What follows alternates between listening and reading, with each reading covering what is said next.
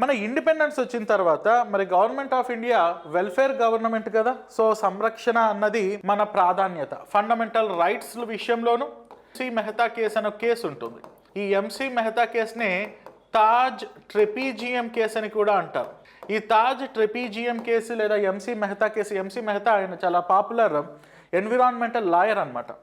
ఆ ఎంసీ మెహతా సుప్రీంకోర్టులో కేసు వేశాడు. ఏమని?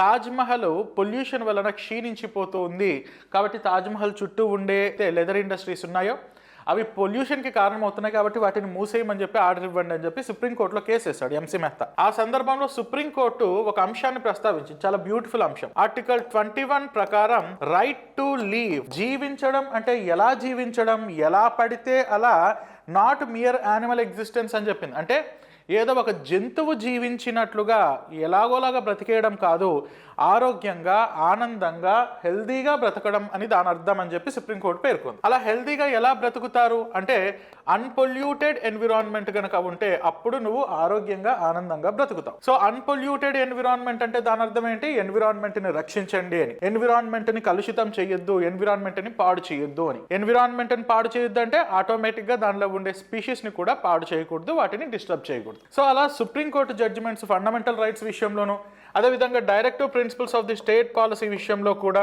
అండ్ మనకు యూనియన్ లిస్టు ఆర్టికల్ 246 ప్రకారం యూనియన్ లిస్టు, స్టేట్ లిస్టు ఇవి ఉన్నాయి కదా, దాంట్లో కూడా wild life, forest and wildlife అనే సబ్జెక్టు గతంలో ఇది మనకు ఏ లిస్ట్లో ఉండేది అంటే స్టేట్ లిస్ట్లో మనకు రాష్ట్ర జాబితాలో ఈ అంశం ఉండేది, forest and wildlife. 1976 42nd constitutional అమెండ్మెంట్తో ఫారెస్ట్ అండ్ వైల్డ్ లైఫ్ అనే ఈ సబ్జెక్ట్ని కంకరెంట్ లిస్ట్లోకి తీసుకొచ్చారు.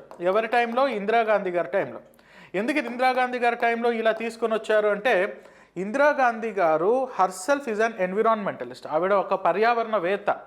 ఇందిరాగాంధీ గారికి నేచర్ అన్న ఎన్విరాన్మెంట్ అన్న చాలా అభిమానము, గౌరవం ఉండేది.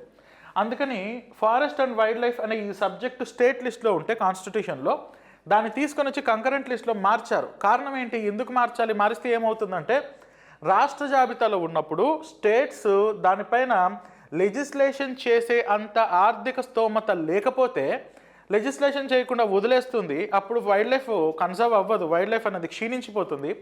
అందుకని దాన్ని తీసుకుని వచ్చి కంకరెంట్ లిస్ట్లో పెట్టామనుకోండి, కనీసం రాష్ట్ర ప్రభుత్వాలు చెయ్యలేకపోతే కేంద్ర ప్రభుత్వమైనా దాంట్లో చట్టం చేయొచ్చు కదా. కంకరెంట్ లిస్ట్లో both state government as well as central government can enact the laws కదా. అందుకని కనీసం ఆ విధంగానైనా మనం పర్యావరణాన్ని రక్షించుకోవచ్చు కదా అన్న ఉద్దేశంతో స్టేట్ లిస్ట్లో నుండి కంకరెంట్ లిస్ట్లోకి wildlife and forest and wildlife అనే సబ్జెక్ట్ని ట్రాన్స్ఫర్ చేయడం జరిగింది.